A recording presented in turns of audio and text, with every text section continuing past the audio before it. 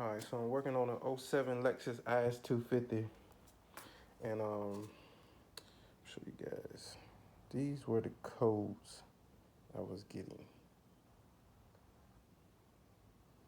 and sometimes it wouldn't shift past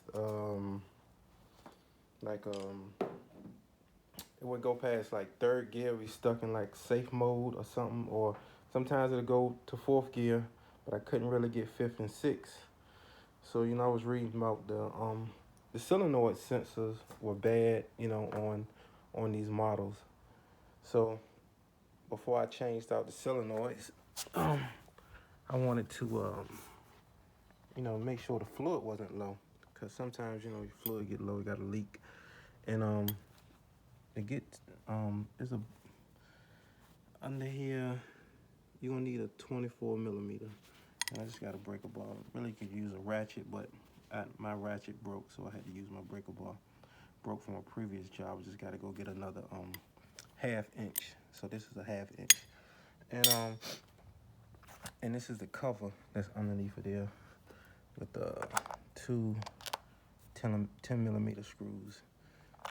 I don't know what the purpose of the cover is for, but maybe I don't know. But anyway, and this is what you want. This is what I used to fill this up with, and I'm gonna show you guys why I had to fill this in a second. And as you can see, Toyota is WS. See, Toyota, Lexus Type T, Type T2, T4, and WS. So I recommend this transmission fluid right here for this job.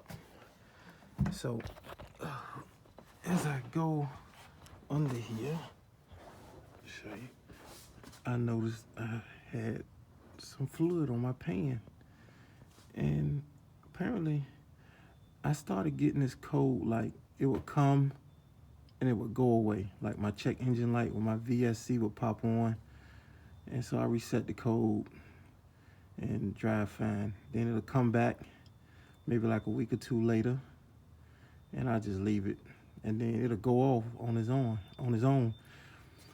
So I decided, like, it started getting worse and worse and worse and worse. Like, as about 2 months later, it got real bad. So as you can see, it was leaking. And if you look under here, let me see if I can find. You see, hold on, let me get the light on. See, that's that 24 millimeter bolt right there. And the cover, let me get this cover for you guys. So you can see, this cover actually sits, I believe it sits in this way. Or it sits, it sits this way. So it sits this way, and it covers that screw, which I don't know why, but maybe it was a purpose, who knows. But anyway, as you can see, that screw sits right there. It's pretty easy to get. I just got the car jacked up in the back, and I got a little jack here in the front, and I got my big jack in the back, my big boy. And I put a tire just in case, somebody got my jack stand. So just want to be on the safe side. I don't want this thing to fall on me. But anyway, I figured, like, okay, so my pan leaking, and I come to find out, that in actuality, my bolts were loose. Like, look at that. They were so loose. Like, so I tightened some of them, but this is the reason why I was getting a leak.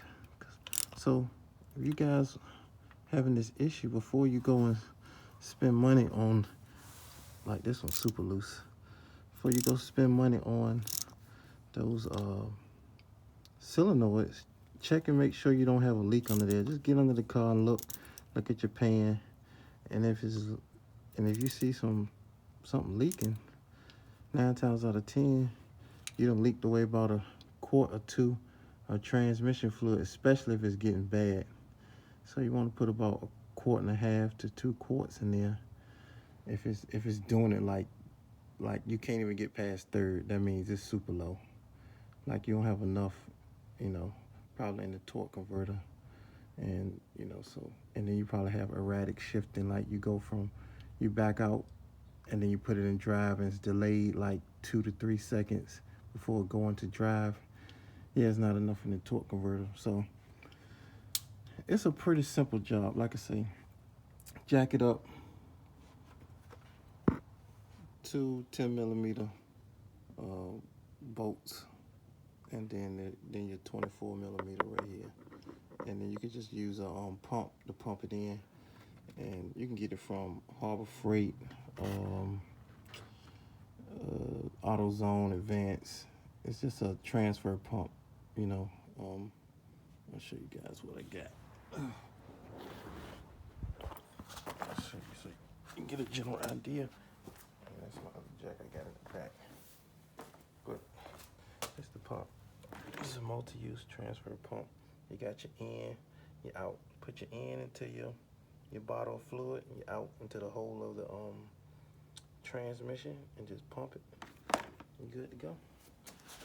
And like I said, I didn't have to do a drain because it already drained out. So like I say, hopefully this helps. I'm about to test drive this. I'm not gonna put the cover back on right this minute.